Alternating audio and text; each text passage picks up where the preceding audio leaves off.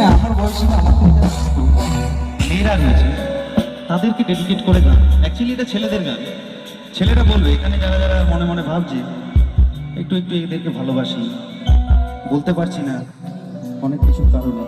আমি জানি এখানে এই অঞ্চল অনুযায়ী হয়, প্রেম তো হয়, প্রেম তো মানুষের জীবনে আসে। এটা একটা প্রেমের গান, ছেলেদের গান। ছেলেরা মেয়েদেরকে বলছে, কি বলছে, তুমি मोहब्बत करो